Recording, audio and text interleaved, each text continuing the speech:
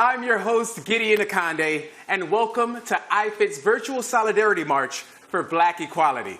I am so happy to have you here. We have participants from all over the world, including you. Today, we'll be having discussions with iFit athletes, Olympians, pro athletes, influencers, and of course yourself. So right now, I ask that you scan that QR code on your screen to ask any questions you have as you listen in on what will be an amazing conversation and a great learning experience.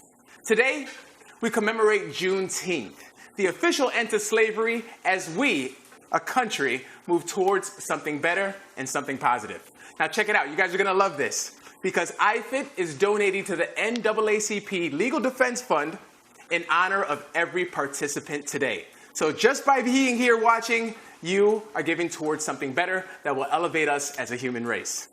All right, enough of me talking. Let's get to our first guests. We have our friends in Logan, Utah, Johnny Gale and Ashley Paulson. Johnny, how you doing? Hey, man. Hey, brother. We're doing fantastic up here in beautiful Logan, Utah right now.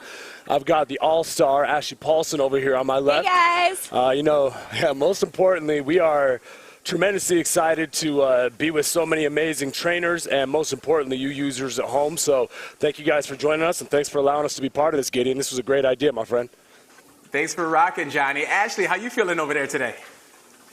Oh, I am so excited to be a part of this with you guys today. Thank you so much for bringing me here. I'm excited to learn and grow and just be a part of this with all of my team and everyone at home. Well, one thing's for certain, we're all in this together, and I really appreciate you both because you're both iFit trainers. You are into fitness, you're into encouraging and motivating people, but sometimes we need motivation, we need encouragement, and we need to learn from each other. So, Johnny, I want to ask you first, because yes, you're a fitness professional, but you're also a loan officer. So, as a black person and as a loan officer, have you noticed any things that maybe most people are not aware of in regards to what you do as an officer and how that translates into the experience of black people? Hey, man.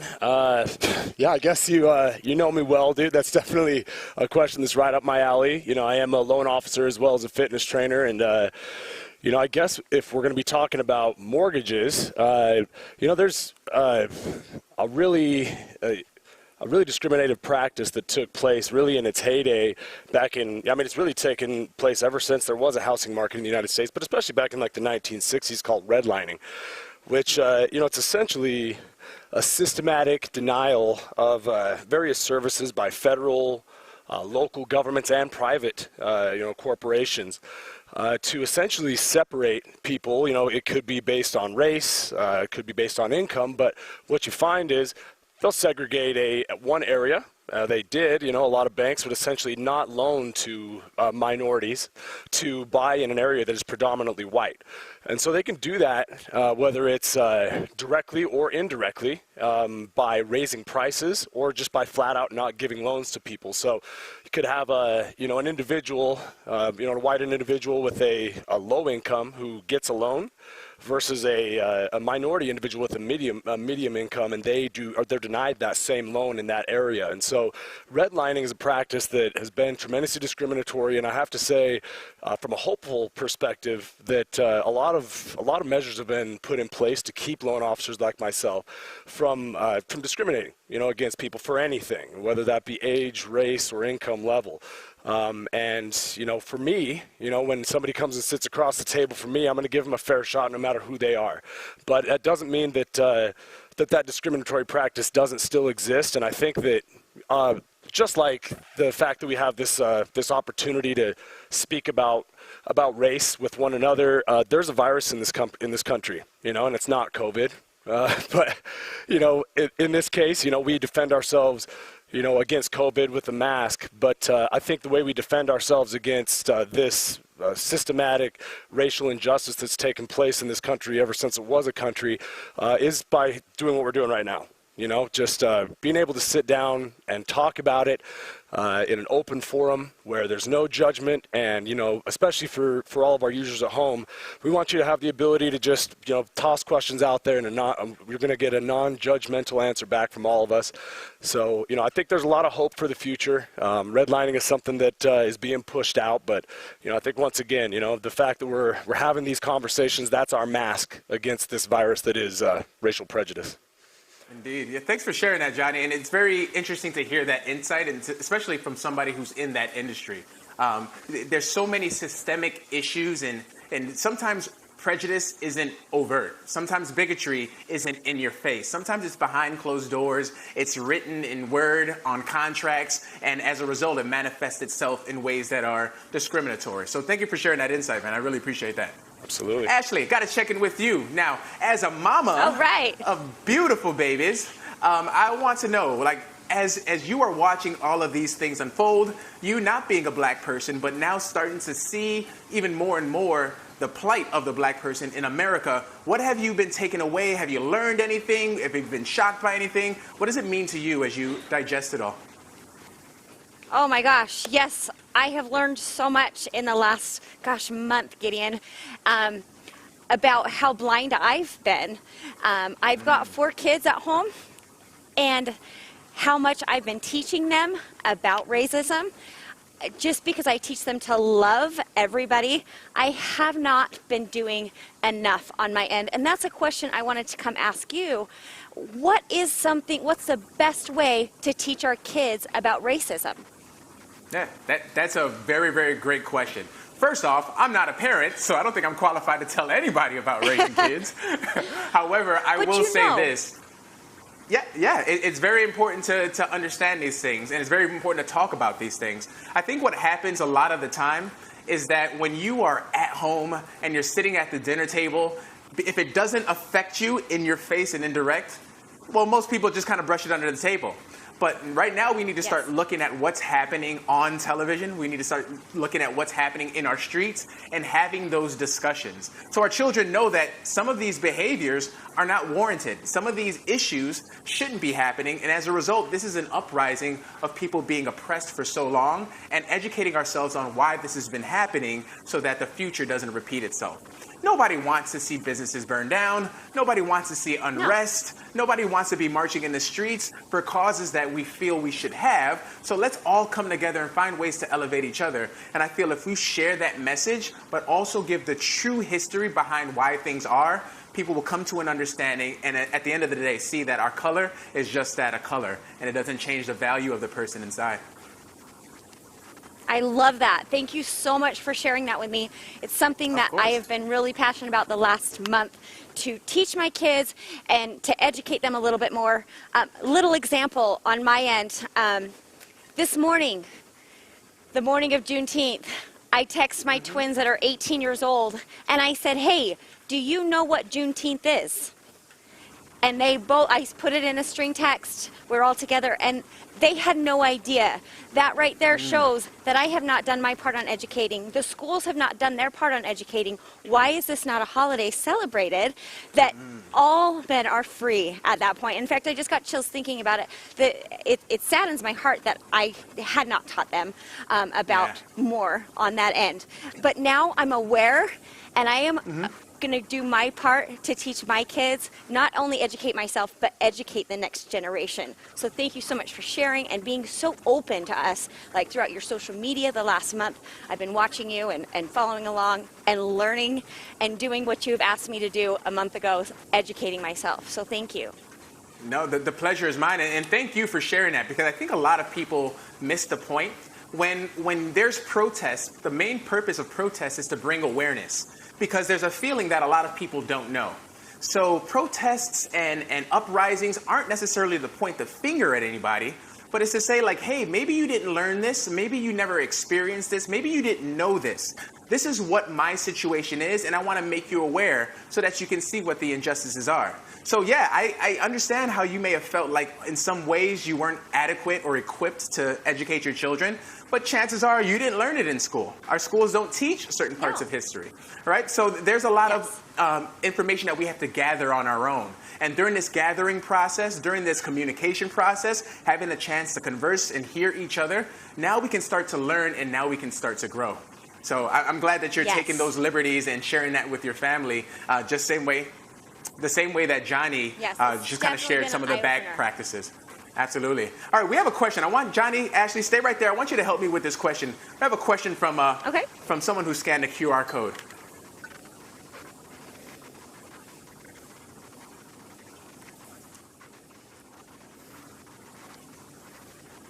All right, the question is for me specifically, but I also want to ask you guys as well, too. The question was, since I live in Chicago, have I participated in any of the rallies across the city or any of the protests? Let me ask you, Ashley, and you, Johnny, have you guys participated or been in any? I know you're not too far from Salt Lake City, where I know they had some protests going on. Yeah. Yeah, so, you know, I live in Ogden, but I also have a house in Salt Lake City, and I don't know if you guys were watching, you know, the news. I mean, for all of you that aren't from here, you probably wouldn't see our local news, but things got a little heated downtown. I wasn't at this particular rally. This was right after the killing of George Floyd. But, you know, cars were getting tipped over and set on fire. The Capitol got, you know, tagged up. And, you know, those were the violent protests. But what I saw after that, I think, was awesome to that, you know, people, you know, those are just a couple bad eggs, man. You know, that's, I think, people that are taking an opportunity to go out and cause problems. But the people that, you know, these rallies have gone on for weeks now in Utah, and I've participated in several. It's really a lot of people getting together as a collective and just trying to do what we're doing right now, which is educating each other. And I mean, obviously, this killing of Mr. Floyd is a tragedy, but I noticed there was a couple police video, a video that came out of a police officer doing the exact same move and putting his knee down on a guy's neck. And I thought one of the coolest things was to see the officer that was with him, see that he was using excessive force and help him change his behavior. He reached out, told him to take his knee off of the guy's neck. And I mean, if there's anything that came out of this, I think that, I mean, you're seeing that portrayed, that you know, behaviors are changing.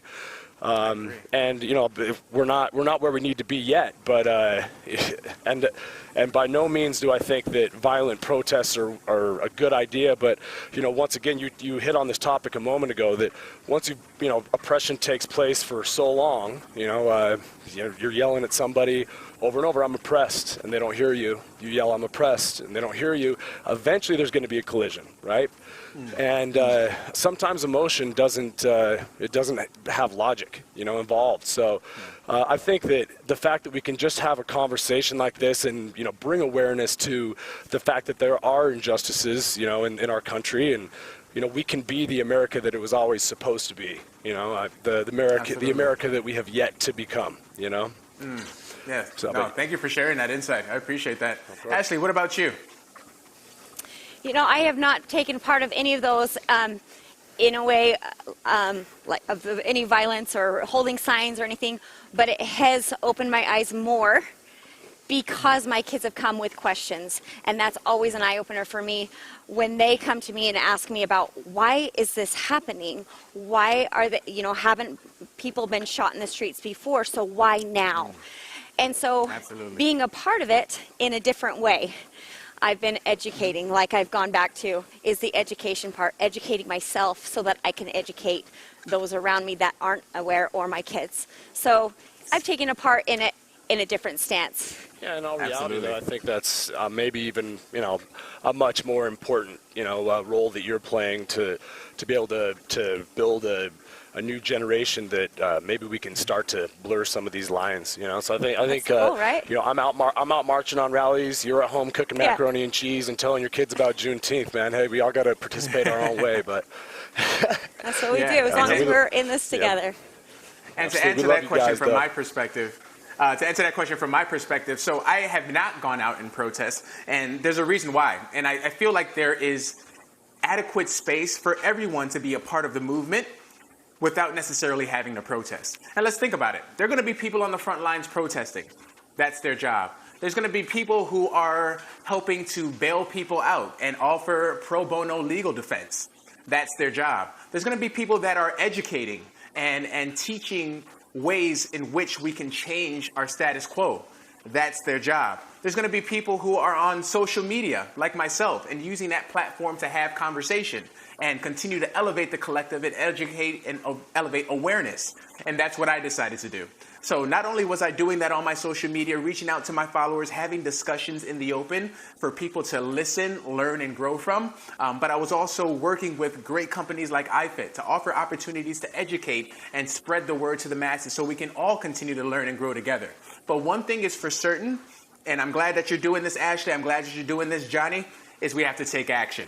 Once we learn, once we know, once we grow, we have to make sure that our feet are moving, just like they are now with this march. But we have to take action and take action swiftly.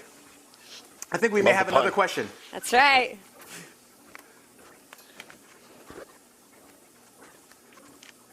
Yeah. Peel. Oh, man, that is our man, John. For those who may not be familiar, John Peel is another iFit trainer. He just had he just had his first beautiful baby girl, Skylar. So congratulations to your beautiful family, John. John. And, Yeah, Johnny. we know you can't be here personally, but we know you're here in spirit. And this is the thing. All of our iFit community, and even those of you who are not familiar with iFit, the fact that you're here means you're part of a larger collective. So yeah, we're marching. Right. We're marching in solidarity. We're interlocking our hands, and we're going one leg at a time towards something better, towards something greater. And of course, we're doing this together. All right. Yo, Johnny, thank you so much. Ashley, thank you so much for your time. We appreciate you. See you both very, very soon. Thank you so much, Gideon. Yeah, thanks for putting this together, Gideon. Great idea. That's right. And, thanks for letting us be a part of it, you guys. That's right. Stay Much strong. Together, love, dude. much love. Stay safe. We're together. Oh, yeah. Yeah. All right. We're going to take this down south to Florida, where we have the Pump Fit Club in the house. I'm talking about Hannah Eden and Paolo Barreto. Hannah, how you doing? Hello. I'm so good. Thank you so much for asking. How are you doing, Giddy? I am doing very well. I'm glad that you're here, and I'm glad that everybody is tuning in, watching as we raise these funds for the NAACP Legal Defense Fund. Hannah, is your hair still red? It's kind of. Half red, half dark. We're going into quarantine style now, you know? I hear you on that. Paolo, how you doing, my brother? Gideon, what's going on? Thank you so much for having me. Hello to all of our fellow trainers, to all of our peers, and hello to you at home. Thank you so much for hosting us, Gideon. Such classy guy and such great debate. Happy to be here, my friend. Hey, much love to have you, man. So glad to have you. So I have to ask you a question. I'm going to start with you, Hannah. So with your studio, you are all about community, and you guys do an amazing job with that. And you always have so many different initiatives, so many different goals, so many different projects and just different challenges to take a part in. How are you able to stay true to what you're doing with what your offering is while still supporting ending racism and supporting the Black community? How are you able to intermix those two while still staying true to yourself and not having it feel forced? That's actually a great question, and I'm going to be, as always, pretty transparent with this. So, personally, as Hannah Barreto, my full real name, I feel so strongly about racism. I personally, it just makes me sick to my stomach. I think being a minority myself, I can maybe relate in the smallest way possible to what most Black people have to deal with every single day of their life. And because of that, I knew that I also, if you guys know me, I have a mouth. I'm loud. I'm always going to speak for what I believe in. I'm always going to stay true to myself. And I'm always going to do what I feel like is morally right. And there's been a lot of things that are going on recently where using the social platform to give opinion is a very confusing and unsafe space, because there's so many people that have an opinion. There is so much backlash that you can receive. And I'm only saying this out loud because I hope that other business owners or other people that have a brand, that have an ability to reach a certain amount of people, can understand that the thoughts that they're probably having are the same ones that we had too. But it came down to the part where it would be morally wrong to not stand up and speak about how I felt. But at first, it was very emotional. You know, I couldn't help myself. I went out there and I said what I have to say. That's 500,000 people that we're talking to in one click of a button. With that being said, as a business owner, I also understand that social media is the driving force behind our business. So we have to be careful, right? And this is what we're typically told. But for this piece of time, I disagree. I think that we are doing a huge fault to ourselves and to our own brands if they are really true and hold integrity, because this is a matter of right and wrong. So once I had emotionally blurted out how I felt, we had an internal discussion as a team and said, okay, it would be disrespectful and wrong to just try and move forward and keep going like nothing's going on and not mentioning or aligning ourselves with a huge need for us all to come together and make some noise. So we figured, how can we align this to what our business is, and how can we do something to make a difference, and also to align our personal feelings with our brand, which is what we've done since day one. We've never had to face such a controversial matter, I guess, publicly, till now. So we know that we needed to make wise decisions, have a thought-out plan, and not just act irrationally. So we decided to get together, take some time to stay quiet, like Ashley was saying, and educate ourselves, because immediately, I think that all of us need to be a little bit more open to learning and a little less kind of like checking our egos to the side, because we don't know it all. Yes. And unless we really educate ourselves or inform ourselves, I don't feel like any of us have the right to have an opinion until we do that. But what I do feel like as a social media influencer, that I have an absolute responsibility to use my platform to do something with, other than getting likes and comments, being recognized in the fitness space. That's not why I started this journey. This journey was about community. This journey was about opening up a facility where we hope and dream that what we feel as human beings, we're able to just spread or shine or rub off into the people that walk into our doors or that come in contact with us. And we hope that together as a community, we're surrounded by a like-minded people, right? That's what community is. There's usually one common theme or one common goal that is bringing people together, which usually is full of like-minded people. So we wanted to make sure that whatever message we spread was powerful, whatever message we did would align with what we're doing, so it wouldn't come out of the middle of nowhere and people wouldn't almost support it. So we decided, how can we align movement to be our voice? Movement has allowed us to get our social media following to where it is.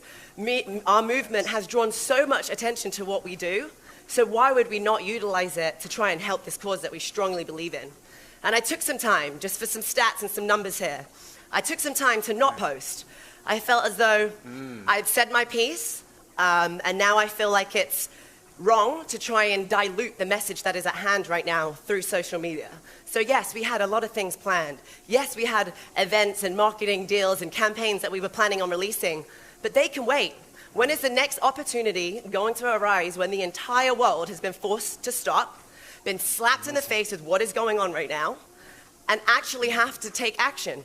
And if you don't take action and you have a reach that is large, then you're not doing your duty as a leader.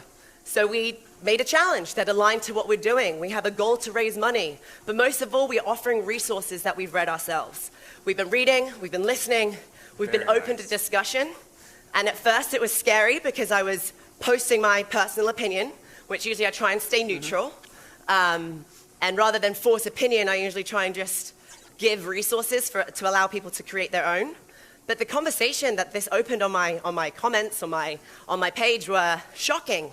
And at first I'm like, what have I done? And then I had a conversation with Paolo, and he's like, absolutely not. This is exactly what we need. We've been able to avoid these uncomfortable conversations for so long, which is why we're still in the place that we're in. Let's use this space, use your platform to allow uncomfortable conversations to have, to see differing opinions. And I mean, it was a tough decision to make. It hasn't been easy. We are receiving backlash, but I know that I can go to sleep at night knowing that I'm doing the right thing for what I believe in, what Paolo believes in, and just across human race is the right or wrong thing to do. So that's kind of where we're at. We are doing our best to give everything that we can to try and help and support this movement. We're so proud of you, and we're so proud of this entire team by taking action, because we can all speak, but action takes a lot more. And I hope together we can make a change that can actually change the future of our history. Amen to that. Hannah, first, thank you for all the work that you're doing, because as you explained it, it's very clear that you and Paolo have undertaken a personal journey You've taken a personal journey to understand. You've taken a personal journey to educate. You've taken a personal journey to influence. And you're doing so despite all the backlash that you may receive or halting your business and that growth. You're taking a selfless stance, which is very much needed. So the fact that you are standing boldly with a system that's going against people that need to also be supported, to stand with the Black community means a lot, because you don't have to, but you know that you're supposed to, and you know that it's right. And one thing that you said to me that was amazing and that really hit home with me is, it's not a political issue. This is a right or wrong issue. And you can go to sleep at night because you know you're doing the right thing. You're standing up for a people that need that support and that have been marginalized and discriminated against for the entire history of this country. So kudos to you and Paulo for what you guys do and what you guys are continuing to do. And just to Paulo, chime into that point real quick before I hand it over, I think that's something else that is extremely important that we hear with what you just said. It's a matter of right and wrong, right? But in a world or a system where we're raised not knowing and we're avoiding or throughout our history books and all of our education throughout school, if we're not taught what has happened over time, how can we empathize? And that's how I sympathize with people that are super loud about how all lives matter. Of course all lives matter, but that's not the conversation at hand here.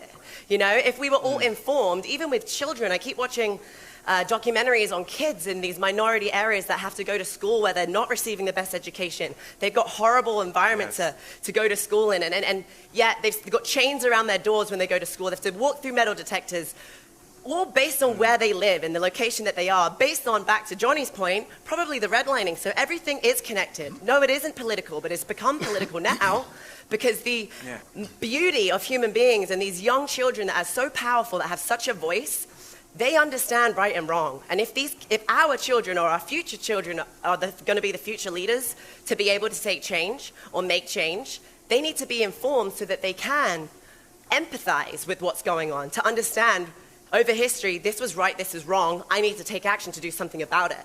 But it's so easy to be raised in a system and just avoid it, and not ever have to deal with it. That is very true. Starting from the bottom up, man, kids know right from wrong. And they're intelligent too, and they can make a huge difference.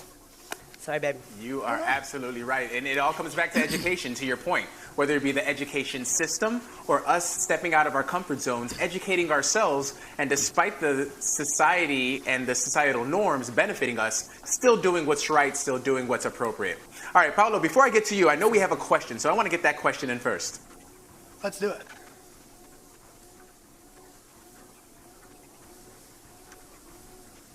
All right, so the first question I received is, this question, well, okay, so you guys can hear the question, perfect. So, Paulo, let me ask you, well, how do you feel is the best way to open up dialogue with a Black person on systemic racism?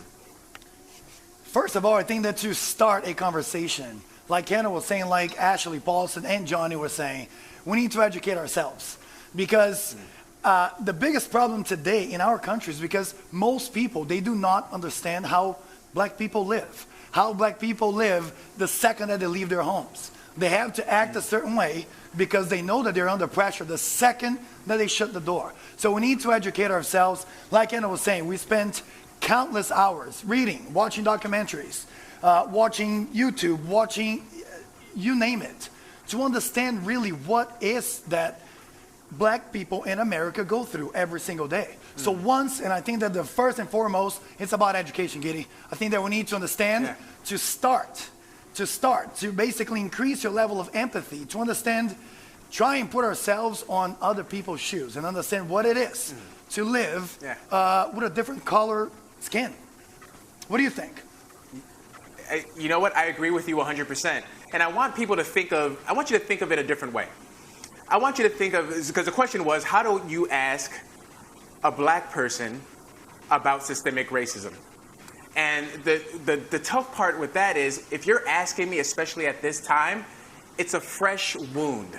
It's something that I'm dealing with right now. And even though I'm walking on this treadmill, I'm smiling, I'm trying to educate and be engaged with you, I'm not going to lie. As a person, as a human being, I am hurting inside.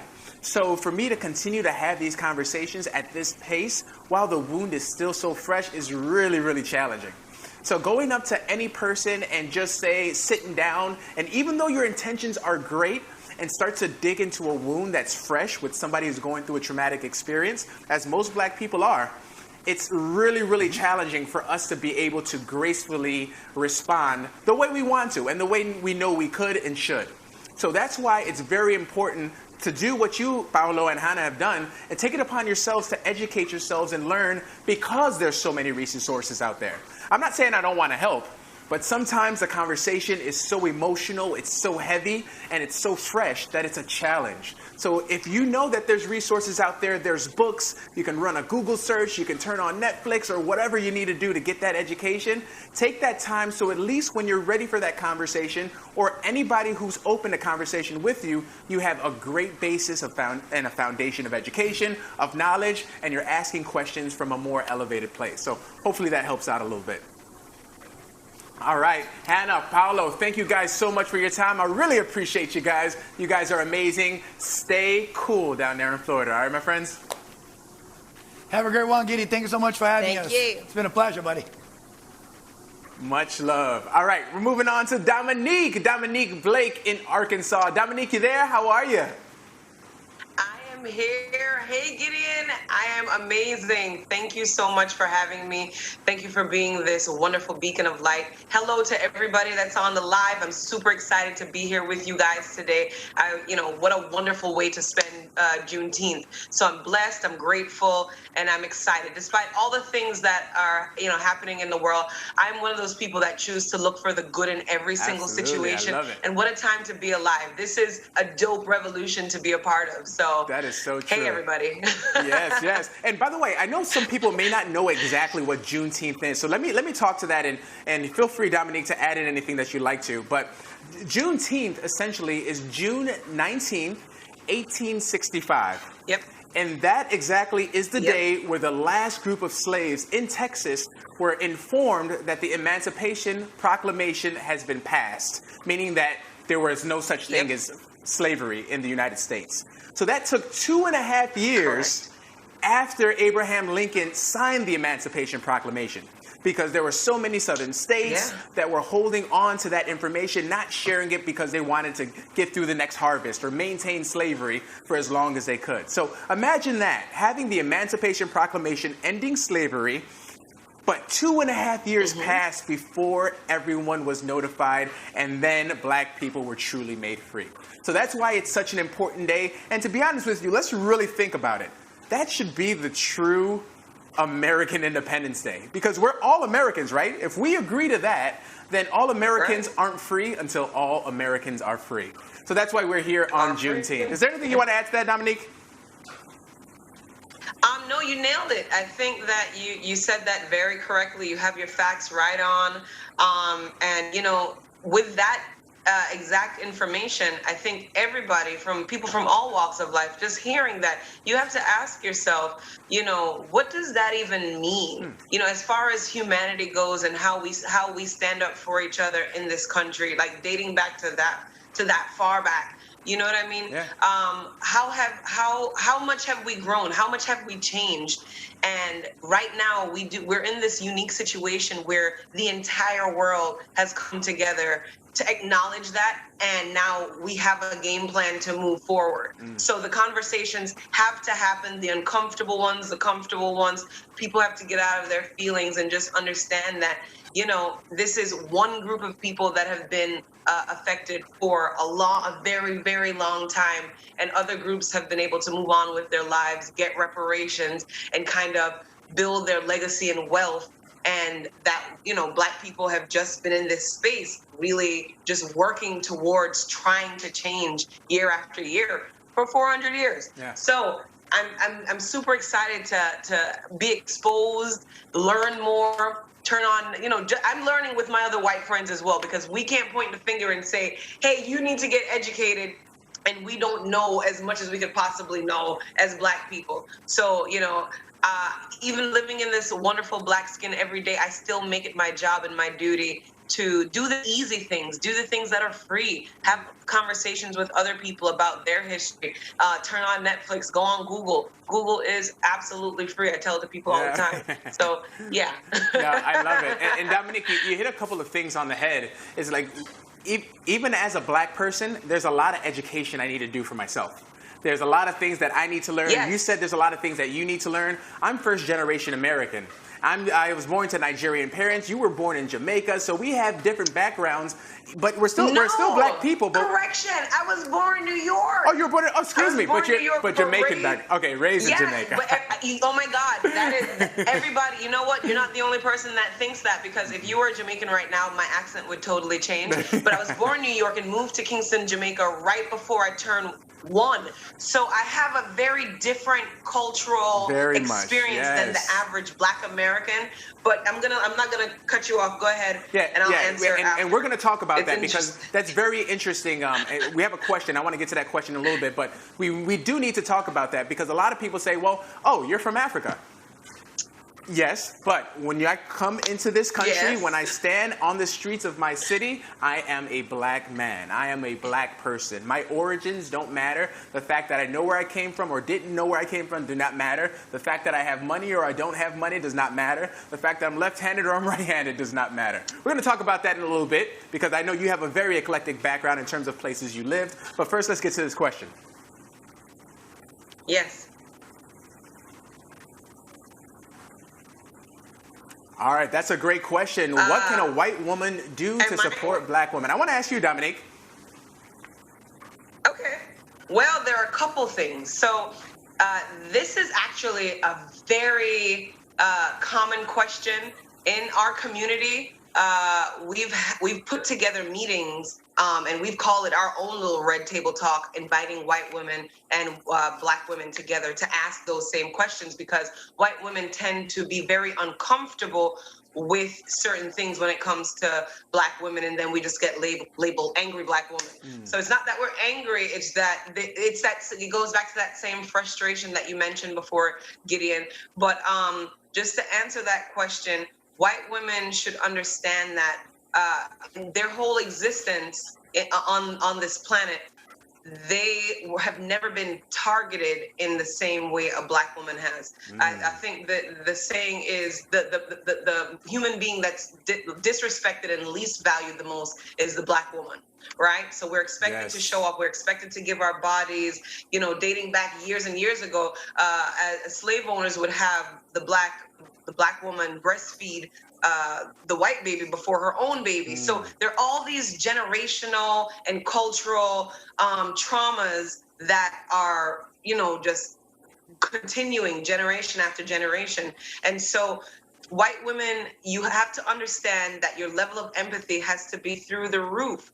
Your, the skin you have has to be a little bit tougher, because we don't have the room or the leeway. We're not given that moment to just kind of relax and take it easy when it comes to going out into society and showing up. You know what I mean? We have to show up in the workplace, whether you're an athlete, you have to show up, just personally in my space. If it's between me and somebody else to be on the cover of, say, a Elle magazine or a ESPN, blonde hair, blue-eyed, less talented, or myself, it's going to be a little bit more of a debate. My agent has to work a little bit harder, where it should never have to be like that. And we've seen that in the cases with Serena and her other Sharapova. It's in all of these spaces, and it's not always very evident. Sometimes it's very covert. So the words that we choose to use, our tonality, our body language, how we treat each other. So for white women, I think it would do a lot of help if there's more self-education and putting yourself in uncomfortable situations to learn. Because just me being the type of person I am, if something scares the hell out of me, that's the thing that I'm going to do. I might just be a little bit crazy, but you know what I mean? Putting yourself in uncomfortable situations, it makes us grow. Whether we're white or black, you don't know what you don't know, but when you're put in a position to grow, it's never supposed to be comfortable. That's so true. So, I always, let them. Yeah, that's a thing. So Now, thank you for answering that question. That was a great answer. And I want to really highlight what you said, one of the first things you said, and that there is probably not a more marginalized group of people than the black woman. I mean, let's think about it. Black people were slaves to white people. That was a tragedy in itself. So making black people have an experience that was inferior. But think about women. Women couldn't vote until after black people could vote. Can you imagine that? So, so even having that disparity in terms of how society views women, period, but let alone the black woman, just puts so much stress, strain on the hearts and on the backs of our queens. And it's unfair, it's unjust, and it also is part of the black experience. And it affects the family, it affects the psyche, and there's a lot that goes into it. Now, Dominique, I want to ask you this because you have a very, very unique experience. You are a Olympic medalist. You are a world champion. You were born in New York, I stand corrected, right? And you lived in Jamaica. You went to college in Penn State in Pennsylvania, and you live in Arkansas right now. So you've been all over the place. Have you experienced racism? And if so, to what degree would you call it? All right. I'm going to tell you this right now. Because I was raised in Jamaica, Jamaica is more classist than racist. So that means, you know, you can be as dark as this cell phone, but if you have social status and money, you get to kind of skip that place. You know what I mean? Interesting. You're not ridiculed. Yeah. So you can live among your white counterparts and white people, and the respect is there. And so there's racism here and there, but it's not crazy at all. It's nothing like it would be in America. So spending 12 to almost 13 years of my life there and then moving to New York City was total culture shock. So I'd been in private school my whole life until I moved to New York for high school. And so I'd always been athletic. You know what I mean? Track and field was always my thing. My parents put me in every sport. And then I moved to New York and I realized that inner city, I was now like among Black and Hispanics. If there was a white person in school, they would be the minority. And so, you know, I kind of stuck out because living in Jamaica, we were all one. You know, I did not understand what it meant to kind of point a finger at a person because of their color. You know, my first boyfriend, as I could remember, was blonde hair, blue-eyed Jamaican. If you started talking right now, you couldn't believe him because because the Germans made a pit stop in Jamaica and they lived there and kind of had relations. So our melting pot is crazy. So going from a blonde hair, blue-eyed boyfriend to an Asian boyfriend to moving to America and then only having just a black pot of wonderful chocolate men to pick from. And then, okay, great. Now, so you have to understand, so the psyche behind that, me not understanding how serious racism was, and then going to Penn State and then hearing about, you know, people being lynched and understanding more, because now I'm older. Now I got to college when I was 17, 18. I'm now the minority as an athlete. Now we're the most valued people on the campus because we're bringing in the money. The football players are bringing in the money and the notoriety to the university. Yes. People, you know, look at you like you're a god. You're scoring points. You're winning SEC and Big Ten titles. All of this stuff. All right, okay, but still there is this thing where we understand racism among our team. Cross-country girls and sprinters sometimes would get different kinds of treatment. This is no shade to Penn State. I love my alma mater. But as far as how the distance girls would be coddled if they got injured, it's almost as if black athletes they could run through a wall, have a concussion, be passed out, and they're expected to get back up, put their uniform on, and get back on the track. So, it's like, whoa. So that sounds very interesting. It sounds like even though you are considered valuable, you still have a limit on that value. Yes. So it's almost a restrict. There's a ceiling almost, and that has to be very disheartening, especially if you're a young adult, you're a young athlete. I mean, and you've gone through several levels of competition, so I totally get how that can stay in the back of your mind and really kind of hinder your progress and at least your freedom to kind of go out and be your best. Man, that's tough. But I always like to think that there's hope for the future. And I hope you feel that same way, Dominique. And are you hopeful? And if so, in what way?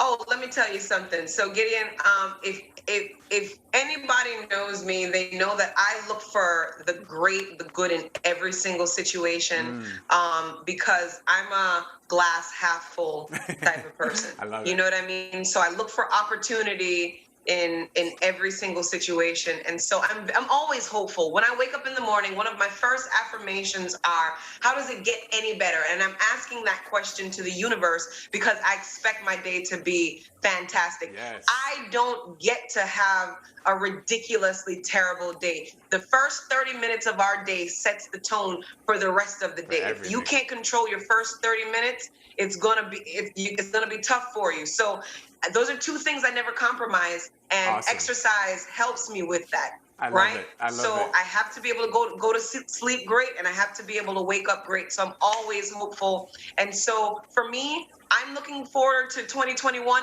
It was supposed to be summer, the Tokyo Games for 2020. And so 2021 is going to be amazing because this time we're going for a gold medal. I'm being super specific with my goals this time. I love it. My coach is invested, and so I'm super excited and just growing Diamond Training, which is my business here.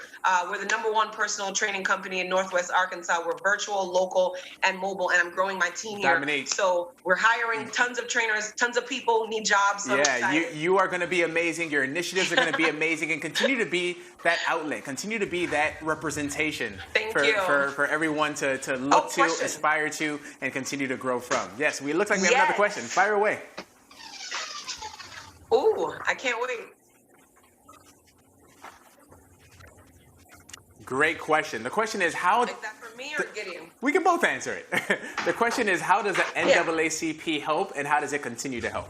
Well, the NAACP stands for the National Advancement of Colored People.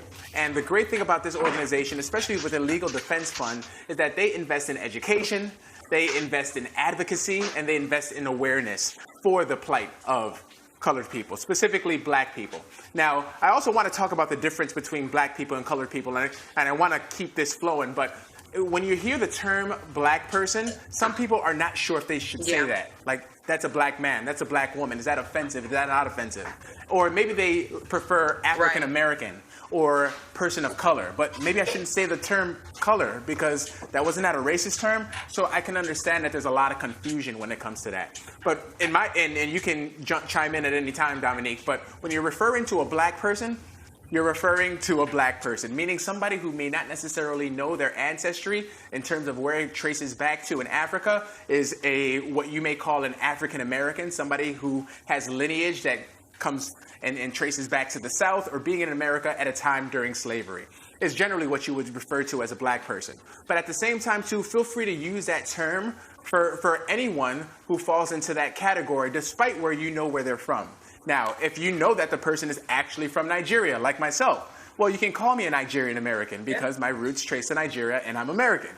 Now, if you're referring to a person of color, that can mean a number of things. That can mean our Latino brothers and sisters. That can mean our Asian brothers and sisters, in addition to black brothers and sisters. So you're really widening the gap there. But at the end of the day, let's be very clear. We're the human race, right? All of those colors and all of those differentiations are just that, just to separate us. But we don't need that. We don't need to acknowledge that. We can acknowledge and respect the fact that we're human, the fact that we all hold inherent value, and that value is the same. And once we come to understanding that and start to wipe away the stereotypes that have been made in our mind through society, through movies, through media, that's when we'll truly start to feel and see that we're all on the same playing field. Oh my God, you answered that so beautifully. Thank you. Dominique, I appreciate your insight. Continue to do what you do and knock it out. We'll be watching you for the 2021 Olympics, young lady. Make us proud. Thank you. you so much. Thank you for the support and the love. Thank you guys for being here. We'll see each other soon. Yes, yes, Dominique, you are awesome.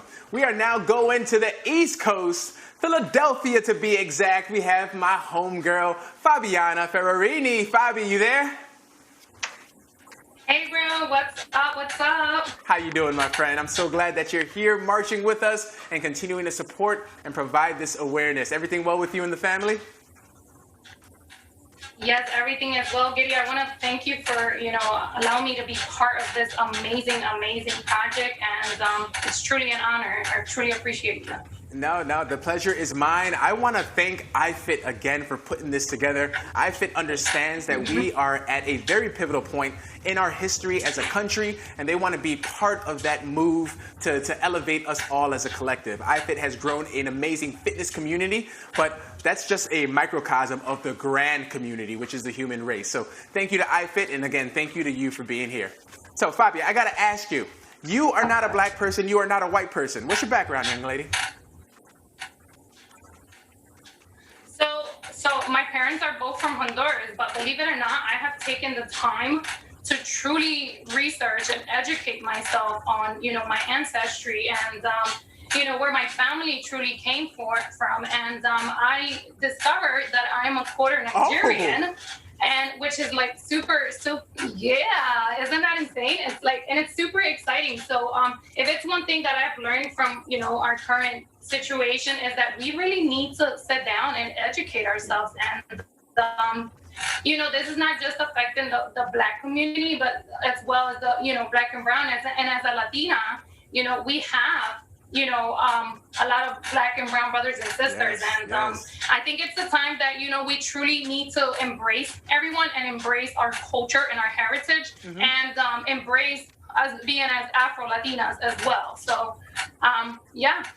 I love it. I mean, and that's the thing too, like our melanin, our complexion are things to be proud of. And so often throughout the history of America, and it's a sad history, but it's one that we're all working towards to improve, is that the color of our skin and our melanin and our complexion has always been looked at as a negative. I mean, and let's identify skin for what it is. No matter what color skin you have, it's just that. Like, it's just skin. When you cut it, it bleeds, it heals. It's just the covering for your muscles, the tissue, and your bones. Like, it's just skin.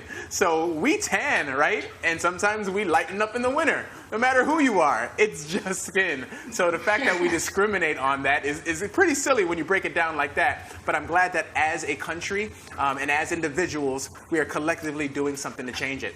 So, Fabi, I have to ask you, as a Latina from Honduras with 0.25% Nigerian in you, have you experienced racism, or does that not really happen for people of the Latino heritage?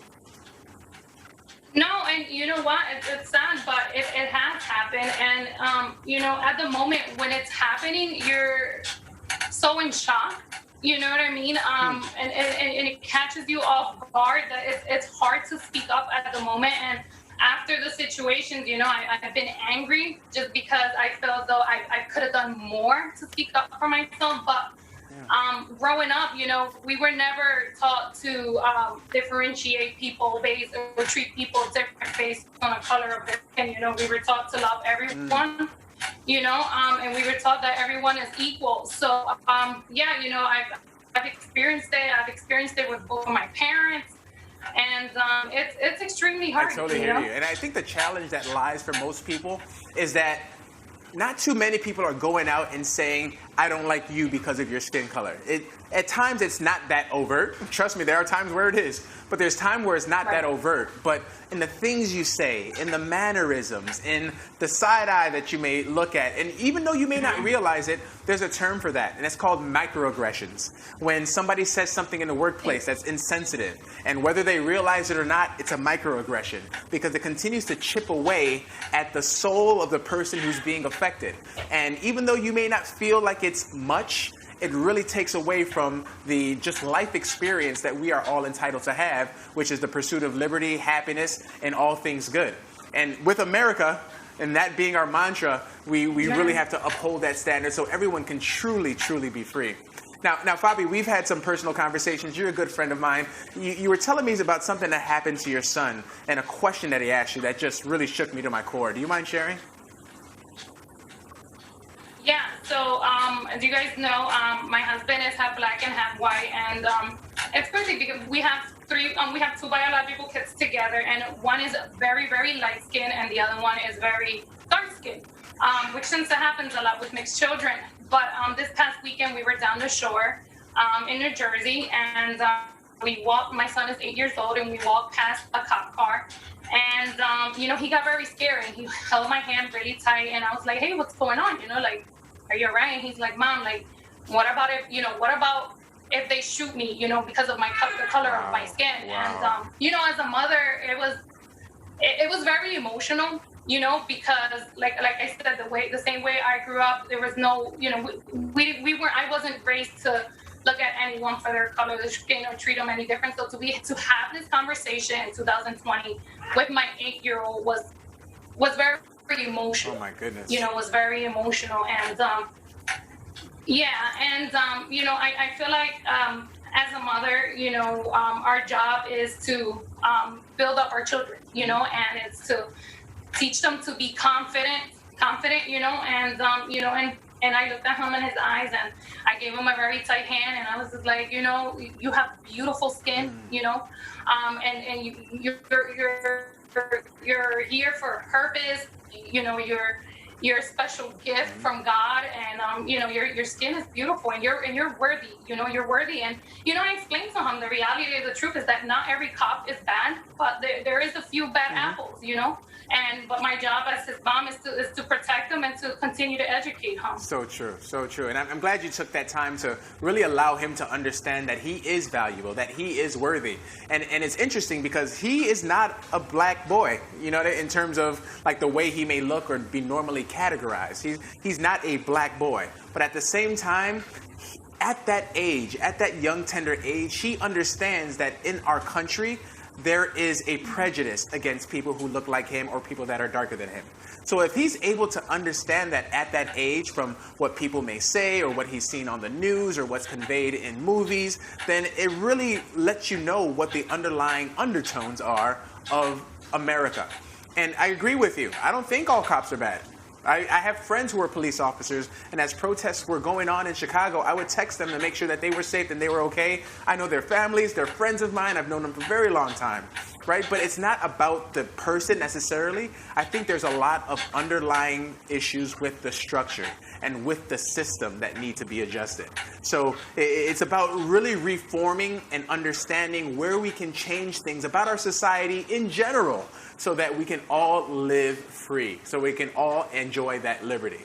I have to ask you, Fabi, before we break, are you hopeful?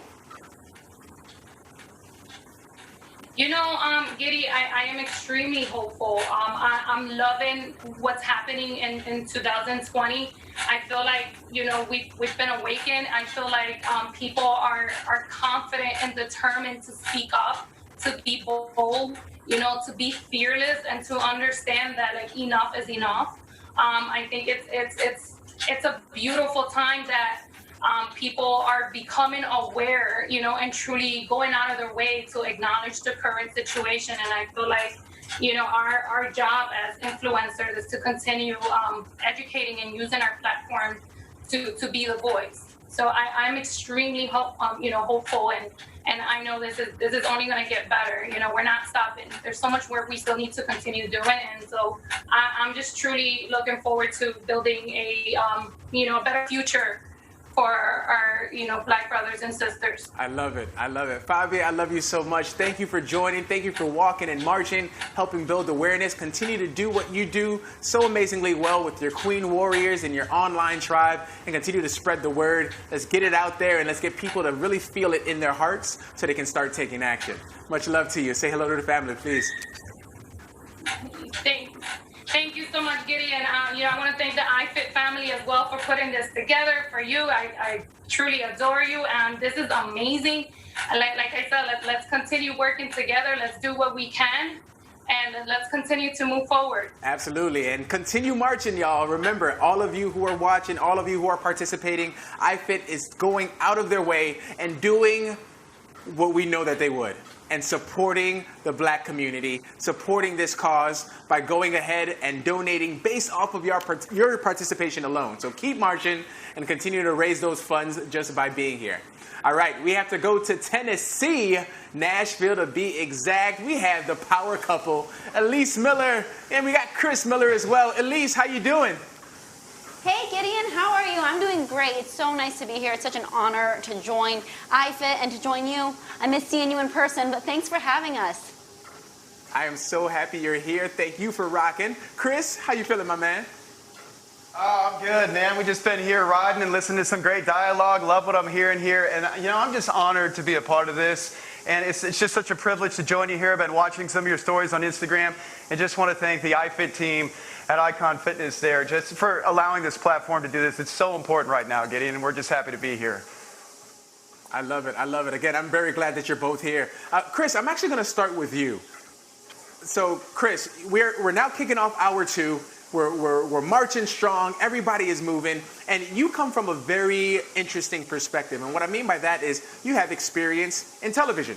You're a news anchor. You are providing the stories. You know what it's like in terms of what's provided and given to the public. Have you noticed anything along the racial lines of the presentation of stories or just your experience in the industry? Yeah, man. I mean, always. This is a critical issue. It's a critical time right now. We have to be very careful for the way that we pass our messages along.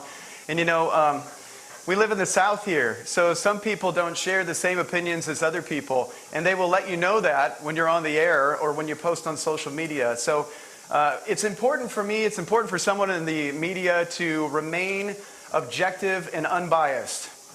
You know, this is a movement that's something different. This is about freedom and equality.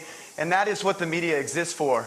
We are designed, the whole point of this thing that exists is for us to give a voice for the people and to provide that. And so, you know, yeah, I've been right on the front lines of this. I've been working downtown at some of the protests that happened weeks ago in Nashville. We had one that turned violent.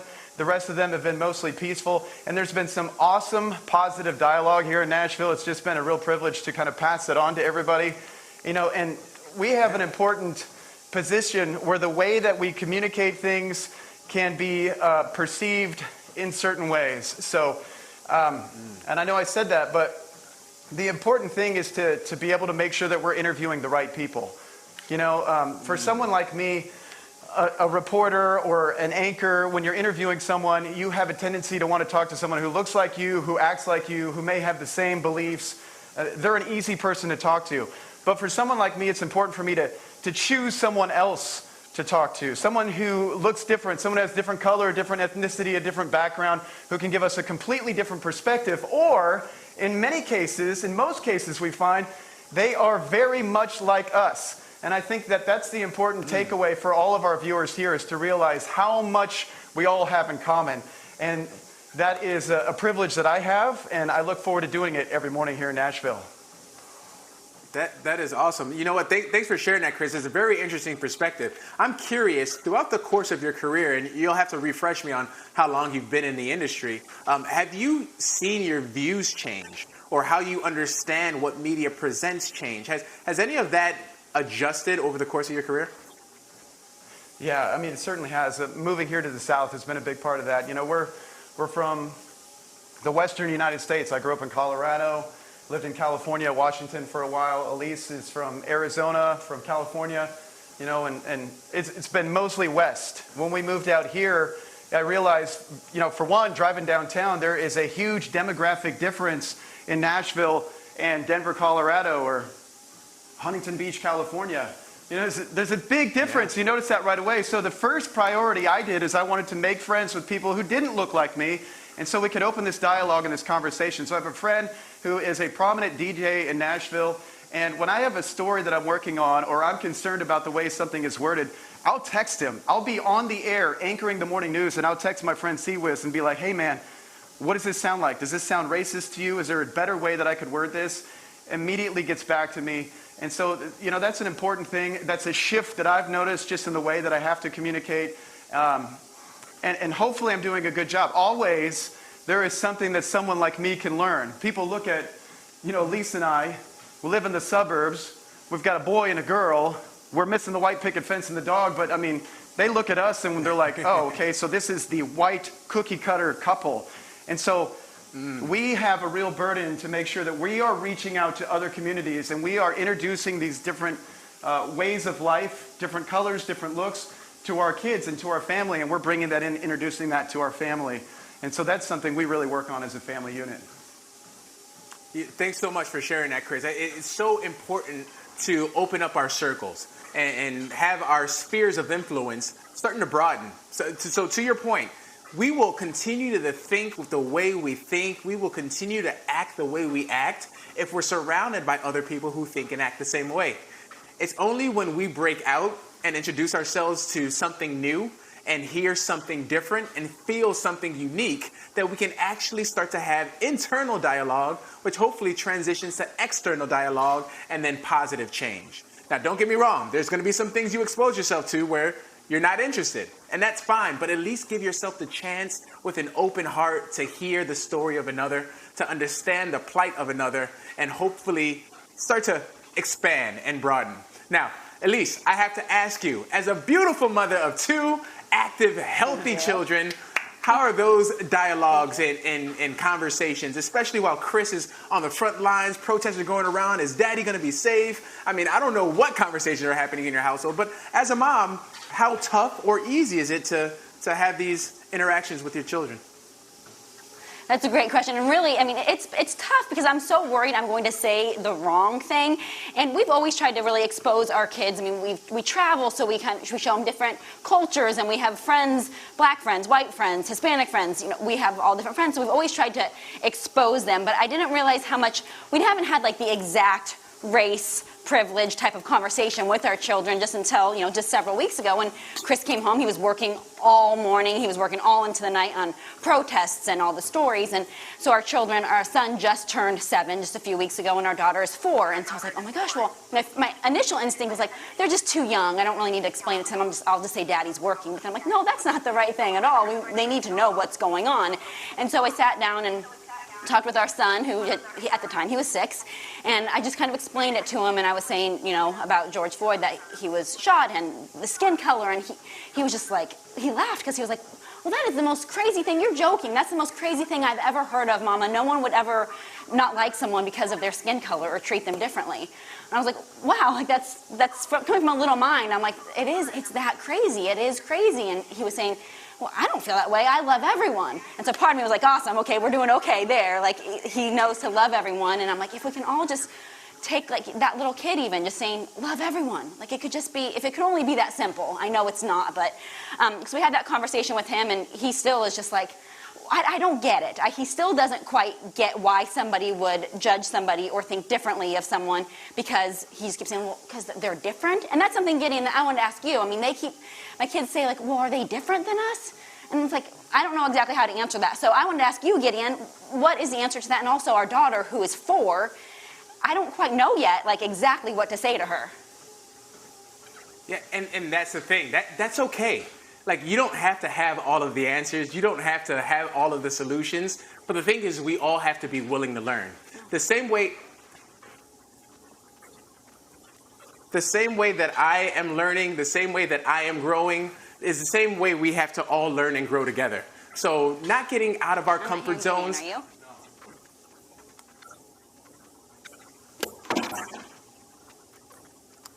Gideon, are you there? I'm not muted, but you guys can't hear me. I think you guys may have a hard time hearing me right now. I'm going to call back into the bridge.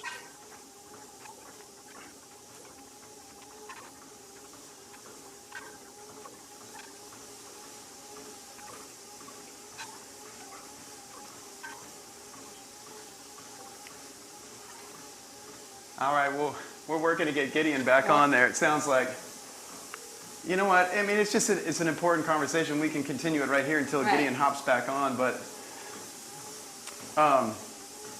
is he back on? All right, sorry about that, guys. Yeah, so I'm back on. Technical difficulties. When you're marching for a change, sometimes obstacles will be in your way. Something's going to try to trip you up and stop you from your progress, but guess what we keep doing? we keep on marching. So a little bit about what you were saying, Elise. Yes, we're not going to have all the answers. We're not going to have all the answers at all. Sometimes we're going to be stuck. We're going to be lost. We're going to be confused. But the thing is, we can't grow tired. We can't grow weary in wanting and needing to do the right thing.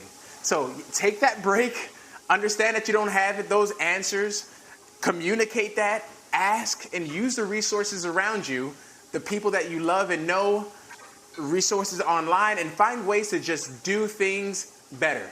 Kind of have conversations and just get out of the comfort zones just a little bit, because when you do that, that's when you grow. As fitness professionals, we know that. You got to get out of your comfort zone in order to progress to the next level. Chris, Elise, I appreciate your insight and your time. I love you guys. Thank you for doing what you do. Much love to the family. Thank you so brother. much. Hugs Thank to you. All right, we have in Redondo Beach, California, the one, the only, the lethal shooter. That's Chris Matthews, basketball coach extraordinaire. Chris, you there?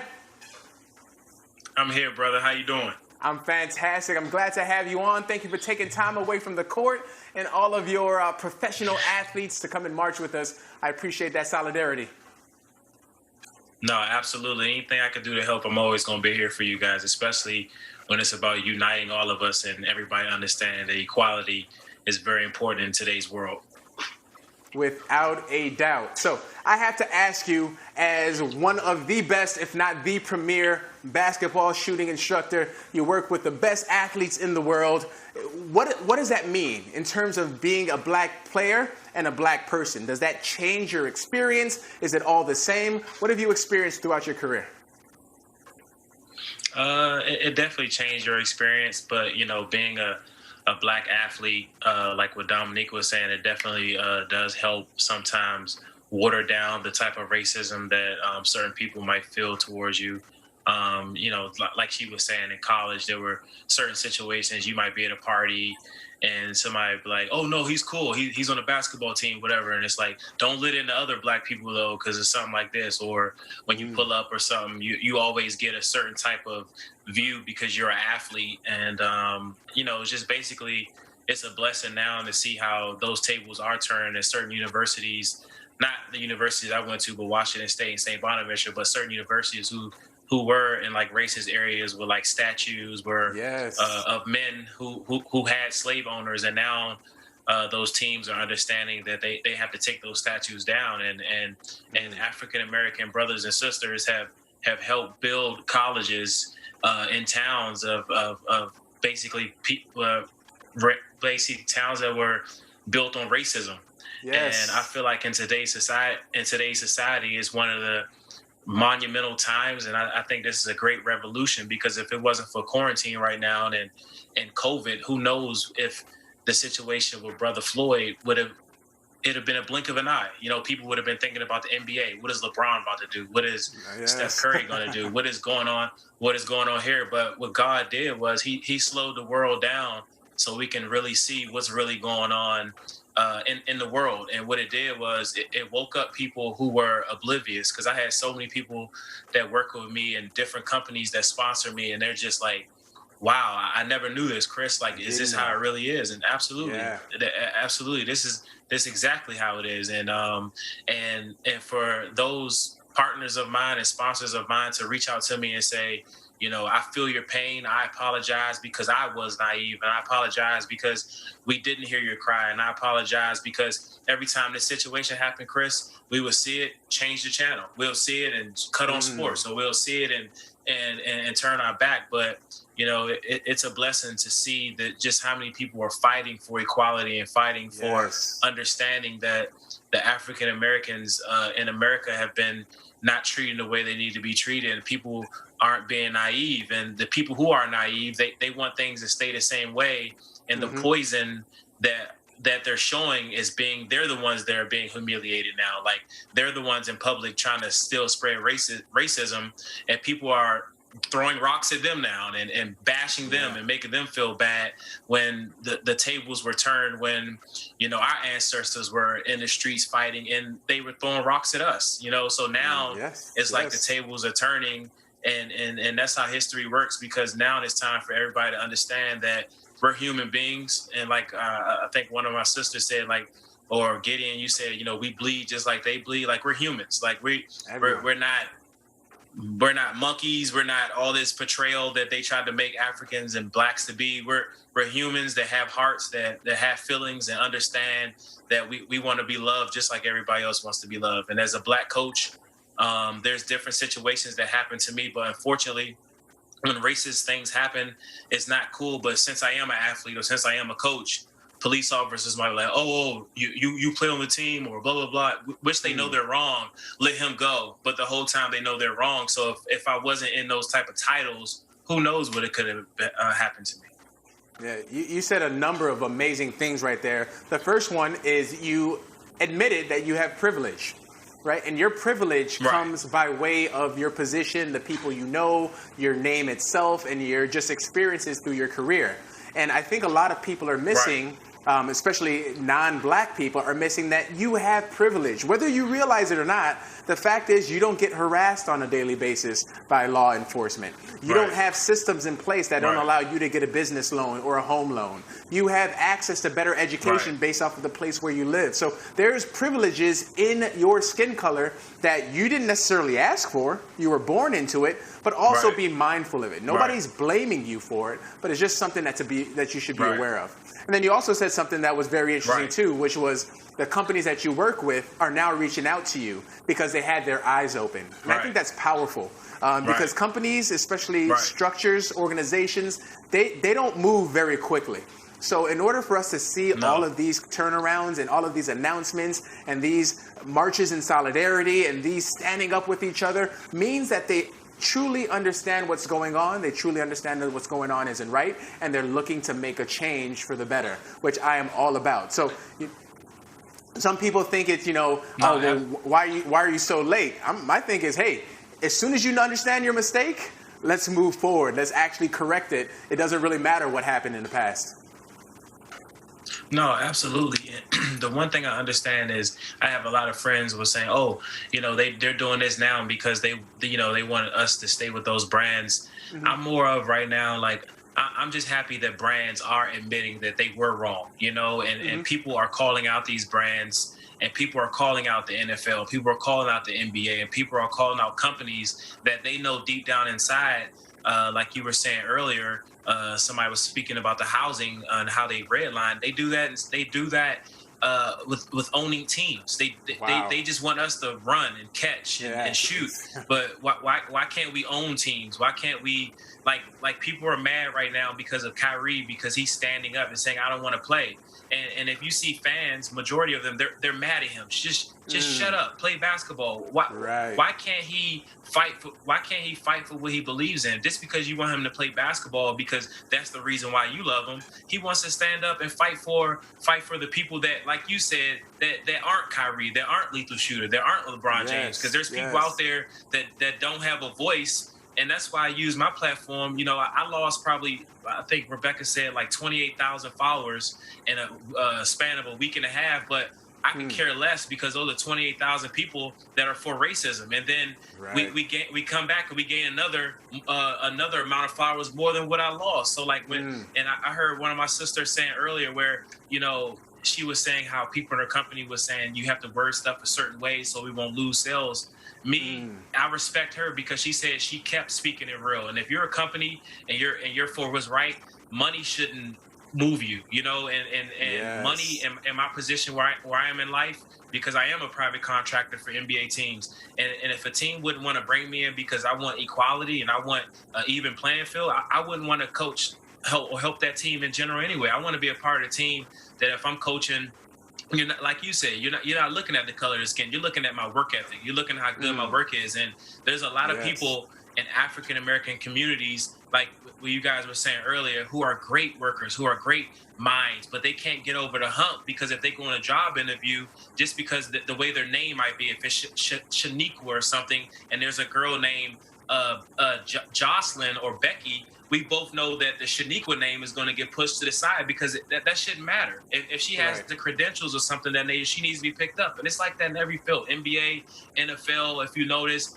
it's a limit of certain color coaches. There's a certain number of GMs, and I think the time has changed, and I think where the world is right now, it's just a blessing to just be alive during these type of times, because we can honestly say in 2020, it turned out to be one of the worst years of ever, but I think now it's turned out to be one of the biggest blessings ever as well.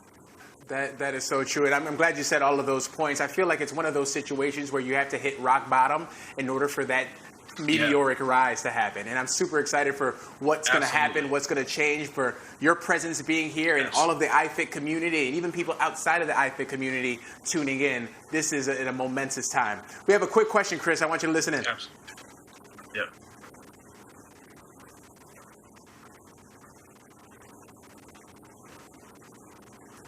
Great question. The question is it better to stay quiet in fear and just not say anything, just in fear of saying something wrong, or should you be vocal and potentially expose yourself due to a mistake? How do you feel about that, Chris? Well, everybody isn't a frontline warrior. So me, myself, I put myself in the front line. I don't mind. But the one thing about being in the front line, you have to know your knowledge. So don't post anything that you're not knowledgeable about. Get the education and get the understanding of what you're going to post. So when you put that post out, people can't really come back against you. So a good example is with the situation with Drew Brees and Kaepernick. I'm a man that I understand. That everybody does have a voice. Everybody can speak. But at the time when Drew said that wasn't the right time to say it, because he understood now why Kaepernick was doing what he was doing. So people were saying that, why are you guys attacking Drew Brees? Why are you guys attacking Drew Brees? I didn't personally attack Drew Brees because I did a post on it as well. But the one thing I did know, that the sympathy that he showed during that time, he knew it wasn't right. That's why he came back and said what he said, because the entire world knows that every time Kaepernick was to put his to kneel during the anthem, it has nothing to do with the flag, has nothing to do with the army, has nothing to do with disrespect. But they do that because they want to water down and confuse society and make them worry about, he's disrespecting the flag, but not saying, okay, this is what's going on in Chicago, this is what's going on in Los Angeles, this is what's going on in DC.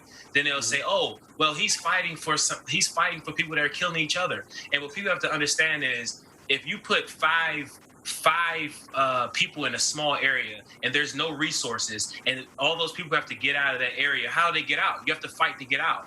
And but now what everybody understanding is, if you put the right education in the system, you put the right teachers in there, you put the right jobs in the area, you put different things, put the right recreational, so you put the right police officer in the city. Don't put police officers in neighborhoods that aren't raised in those neighborhoods. Put police officers that are born in those type of areas, so they can understand what it is to walk to a black man that's 6'4" and strong and not be in fear.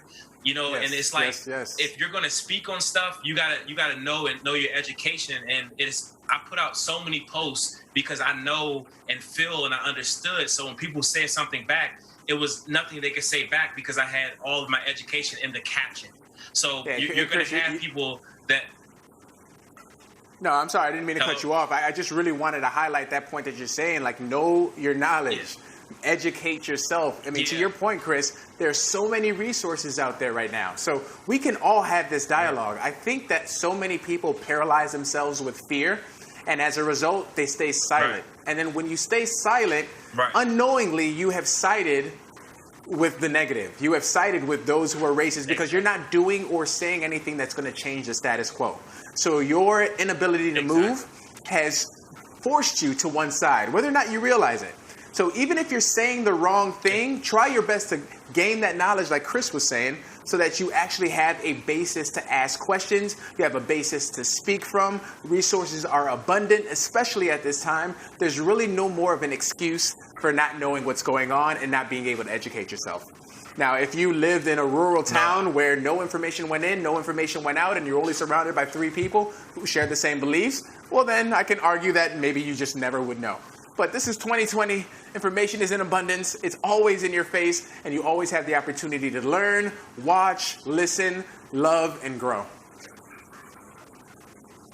No, Chris. Absolutely. You hit it on the nose, and I think you're 100% right. In today's world, if this didn't wake you up, you're a part of the problem. Indeed, indeed. And again, I really want to make it clear, this is not a us versus them situation. This is not a you and them, us versus those guys, a black versus white. This is a human race elevation, right? This is a rising tide raising all ships. This is me putting my hand down and pulling up my brother, pulling up my sister, despite their color, so that we're all on the same playing field and we can all live happily. So if people are thinking like, oh, this is one movement versus another movement, this is establishment versus anti-establishment, that's not what it's about. Please don't confuse it. I love you. I hope you love me. Let's just all be happy together and have the same opportunities. Man, I really appreciate you, Chris. I want to ask you before we leave, are you hopeful? I am hopeful because the fight that was going on for years, I think this might be one of the most powerful movements ever around the world for equality and people understanding that we just want equality. We just want to be treated normal. So I think in all human history, the way the world has come together is one of the most beautiful things I've ever seen in my life. So I'm very hopeful that the change is now, and the change is I think it's going to stick. I don't think it's no turning back. I love that. I'm hopeful for that as well. My brother Chris, I really appreciate your time. Keep shooting those jump shots, brother. Absolutely. Absolutely, man. Thank you for having me. Yes, sir. Much love to you. Yo, very insightful. I always appreciate getting those perspectives from different people. I mean, we're going all over the country. We're talking to so many people with so many different perspectives. Black people, non-black people, but guess what? We're all people, right? Again, I hope you're getting the theme. It's a community and it's an effort together. Next up, we have Craig Robertson, my man, linebacker extraordinaire. You there, Craig? How we feeling, my brother? Everything well with you? Giddy, how you doing, man? Everything well with you? Good, how you doing? Glad to have you on. Glad to have you on. Yep, can hear you loud and clear. So, man, we got to talk. There we go. So you played football for a long time. Give me the history of your football career real quick.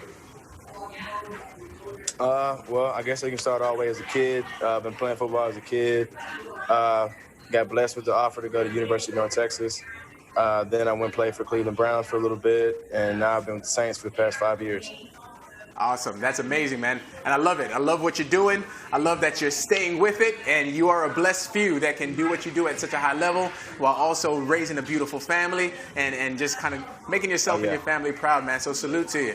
So as a former football player myself, I have to ask you, what does leadership mean to you, especially in the locker room? Man, leadership is everything. Just from a guy that's been a captain since high school, really. Been captain high school, college, and Cleveland, so 2 different teams. The qualities of leadership are just different. You know, everybody has certain qualities, but everybody doesn't follow everybody. You know, so being a leader, you have to be able to talk to every single person that you're in a locker room with or in a business room with. So for me, it's, you know, I'm in the business world as well as in the locker room. So I have to be able to connect with every single person in that locker room on a personal level. So that actually means taking time to know each and every person that you have around you. And just on a football, on a sport level, or in business, in a business level, you know, it takes time to be a leader. It's just not something you show up and do. Yeah, absolutely. And I remember when I was playing ball a long time ago, it was a challenge because even though you're a team, even though you go out there and you're wearing the same uniform, sometimes behind the scenes there's cliques, you know, and there's groups, and maybe there's this group of people over here and this group of people over there. Did you ever experience any racial divides even on a football team? Well, I guess not really too much with the football, because football is kind of at a point where you got a bunch of guys that come together for one common goal. Yes, you know, it's kind of how some of the guys that came together with sports, you know what I'm saying, how Chris was saying, you know, you get treated a little bit different. So everyone on the football team, obviously you get treated a little bit different, you know. So in football, you really don't see the racial side of that. That's why ever since everything's been going on, I've been getting a lot of, you know, calls and text messages from old coaches that's more so like, hey, I'm sorry, I just didn't know. You know, we were in our own bubble. you know, and it's more so like now just being a different light being shed upon everything. It's been real helpful for everyone just in the football community.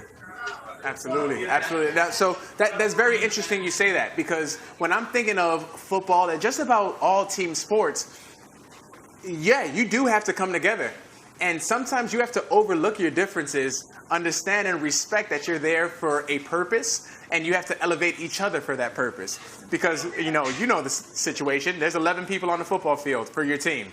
If one person doesn't do their job, chances are that entire play is blown up. That entire opportunity to advance, that entire opportunity to score, to get to the next level is gone. So we all have to play our part. And that's the same thing with the human race. That's the same thing with what we're experiencing now in our country. Everyone has to play their part. Everyone has to do what's right. Everyone has to support and pull the other person up in order for us to advance and move forward.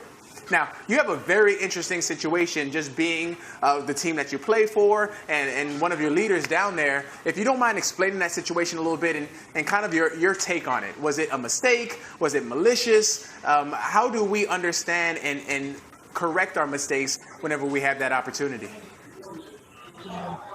Yeah, so just talking to Drew and knowing him as a person, me calling him a brother, it was more so just a mistake of words and a mistake of timing.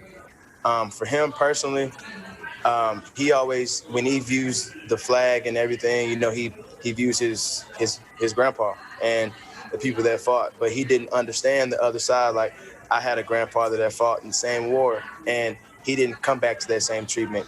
And when he said the timing of when he said it, and, you know, it made a lot of guys upset, a lot of guys on the team. Like, my phone was going off the hook because I'm a leader on that team. And so he was really apologetic because he really didn't know, you know, and I think that's the biggest issue.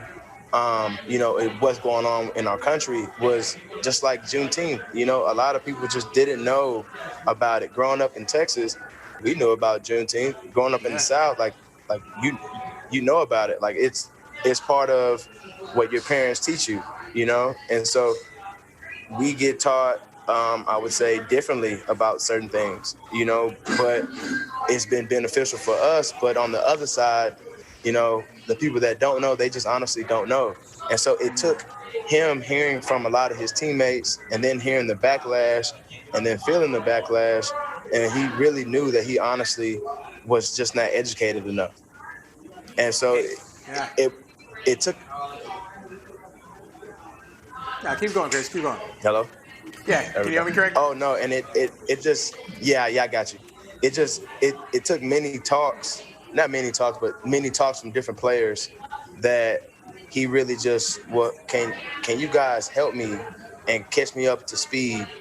You know what I'm saying? And for a guy like that, you know, it takes a strong-willed person to accept change. Yes, and I think that's the biggest thing that our country just needs to see, is whether or not you're strong enough to accept change or you just want to be the weak person and just kind of stay the same. So I think that's just kind of where we're going now in our country. That kind of separates the divide of people that want to change and people that want to stay the same. Man, Craig, those are very powerful words. I mean, that's essentially a call to all of our leaders. Whether you're a leader in government, whether you're a leader of a company, whether you're the leader of your family, we all have to do better.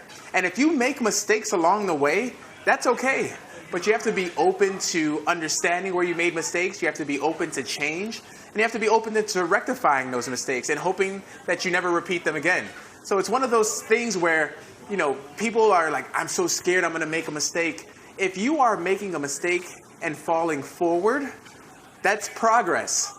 You're making a mistake. You're going to learn from that mistake. You grow and you move forward from it. But if you're scared to make a mistake and you stand still, well, that's the opposite of progress. If anything, you're moving us all backwards as a society. So really think about it, especially all of our leaders out there and people who have influence. And that influence doesn't mean that you have 1 million followers on social media. That means you have influence on the people next to you, people in your family, people in your inner circle. Talk, converse, learn, educate, re-educate, and reshare. And that's where we all elevate and get better as a community. Man, very insightful, Craig. Very insightful. So do you think that the other teammates were able to forgive, or is this kind of a wound that's a little bit too deep to really allow back into the fold? No, definitely. Just the guys knowing the type of person that he is. You know, it's different for the community that doesn't know Drew, that only know him as Drew Brees, the quarterback. You know, so we know him as Drew Brees, the person. And so, but what guys want to see is guys want to see action besides what your words are saying. You know what I'm saying? Like there has to be something to back up what you're saying.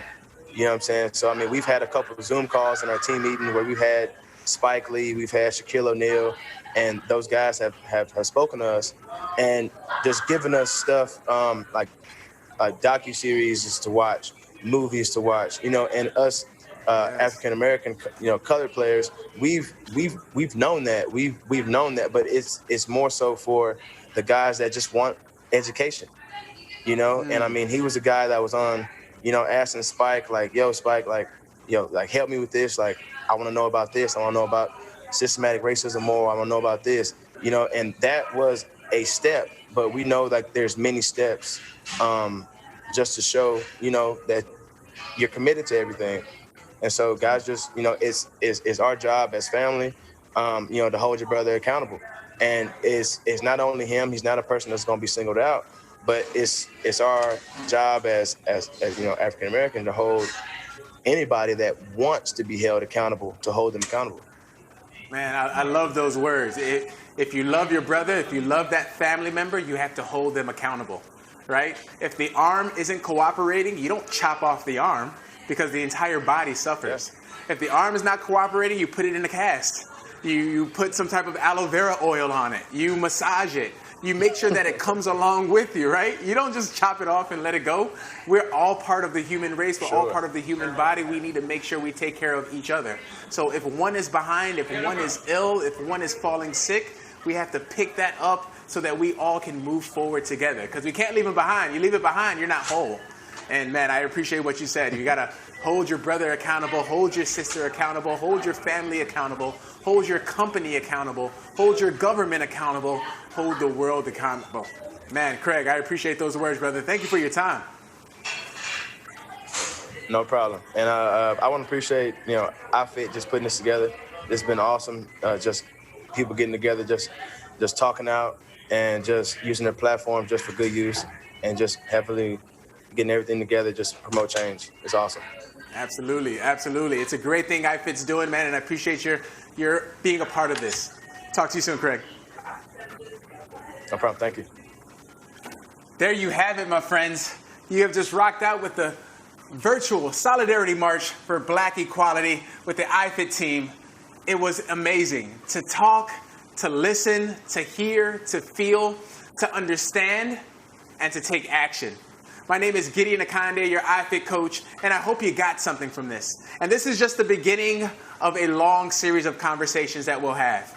We will continue to push and we'll continue to move forward. We'll continue to do things to elevate the entire human race. And we're going to do that together. Much love, peace, and we'll see you guys next time. Nice work, y'all.